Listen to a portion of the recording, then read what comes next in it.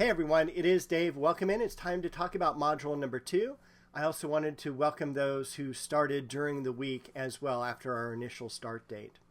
This week we're going to be actually finishing out the Renaissance already. We're going to talk about Italy during the 15th and 16th centuries. We're also going to be taking a look at what happens to art outside of Italy during this time. And we also have, for our projects, we do have a couple journals as well as a virtual museum gallery event. So I'm going to walk you through everything. Join me. We're going to head over to the Canvas site. All right, here we are over on Canvas. We're going to take a look at Module 2. Up top, our usual suspects, our video that you're watching, our action plan for the week, and my office hours every Monday and Wednesday, 4:30 to 7.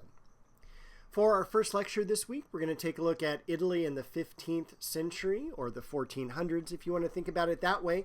This is where all the really cool artistic techniques that we still learn today in art school are basically codified or put a formula to.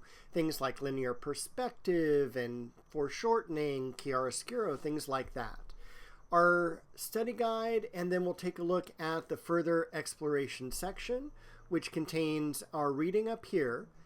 This is an optional text, and it's a complete book on perspective. And so this is a really kind of cool book. It came out in the 1950s, and if you like perspective, this is like an excellent book. I've got a video on one-point perspective. I've got Donatello's David here, and also an optional video on, once again, kind of discovering perspective.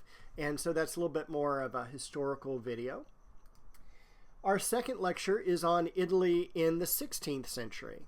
Now, this lecture deals with the three main artists that we know about, Michelangelo, Da Vinci, and Raphael, and we'll take a look at their lives.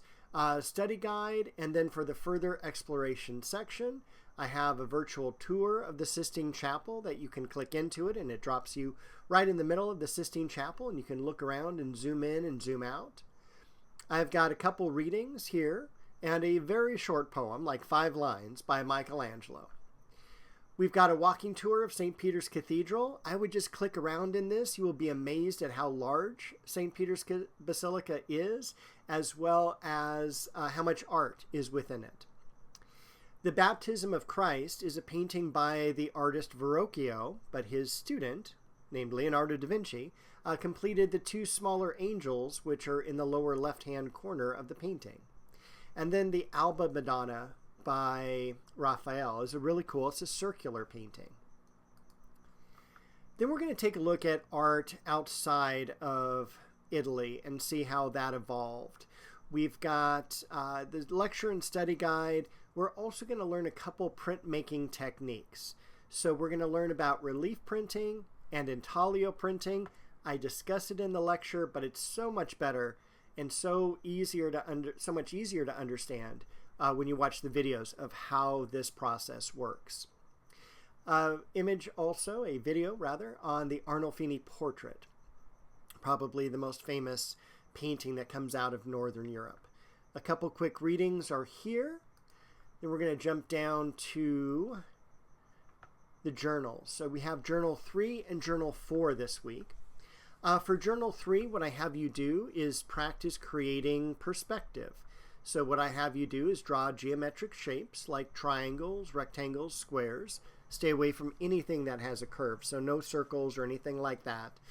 And what you do is through this process, you have the steps right here, you create linear perspective by drawing. You can barely see, there's a vanishing point back here, and you can see all the lines merging right to that vanishing point. So it walks you through how to create an object in linear perspective. You're going to submit 2 images for this journal. One is your project in progress, and the other is of the finished work. Once again, please do not copy any of the examples, please. For our next journal, and I should have just pressed the next button, but I didn't, journal number 4 is all about the Last Supper. So make sure you've watched the lecture about Italy in the 16th century. Then you're going to take a look at this assignment here. And we've got our painting now. This is what the painting would have looked like had we been there back in, gosh, it was finished in 1498. And I mean, this is how amazing it looked. Compared to how it looks now, it's gone through, unfortunately, a lot of issues. You're going to choose of the 8 topics that follow, including line and color, light, composition, perspective, and so on. You're going to choose 2 of the topics. Each topic has 2 questions, and you're going to answer those. There is an optional question. Do not answer that. So just the 2 major questions, and that is all you have to do for that journal. There is one assessment that you are going to turn in this week, which is the museum gallery event. I'm going to have you virtually visit museums, and you have this project due on the 26th, although you do have a grace period until November the 2nd. I don't take off any points for it being turned in a week late. What you're going to do is you're going to fill out this worksheet over here, and you're going to visit 2 museums. So you're going to do a compare and contrast. You can choose museums within the United States, outside the United States, outside of this list, anything you want to do as far as major art museums. Okay, it does have to be an art museum, can't be a rock and roll museum. So you're going to choose 2 of the museums. You're going to fill out this worksheet. So this would include the name of the museum you visited, the website address, the physical address. I'm asking how much it would cost for you to visit this museum in person. So again, this is just you. It's not, seniors 55 and older and high schoolers and children under 4. This is how much for you to visit, because I always like to compare and contrast, because some museums are free, others are ungodly expensive, and they charge you for parking. So you want to keep that in mind. Landing page, did you enjoy the landing page? Was it like really cool and made you want to know more about the museum, or was it really bland? And I'll tell you, surprisingly, most museum sites are pretty awful.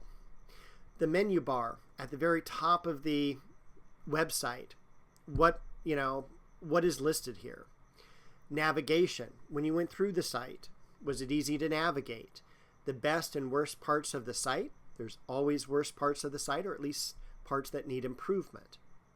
Your favorite artwork from the museum, include the pictures. So this is a Word document. Just insert image, and that's all you have to do there. Tell me about the artwork, why you like it, and of course, any closing thoughts or a little summary of what you learned about. We're going to jump over to a student example here and see how this student filled it out. So you can see everything is really nicely done. So we're a little bit about 3.5 pages worth of material. The boxes just expand as you type. And again, this is a Word document. As a student of Chaffey College, you get Office for free. So you get Word. And I have a link to it right in the course syllabus.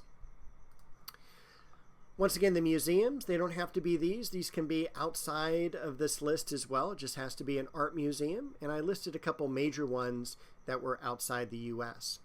The project is worth 40 points. So with that, I think that is everything for this week. Again, I know it's a lot. It's an 8-week class. We have one more week of lectures, and then we have a week where we just have to take the midterm. So there is some flexibility in that week if you need to go back and watch a lecture that you may have missed or just didn't have time for. All right, everyone, I will see you shortly with module number 3.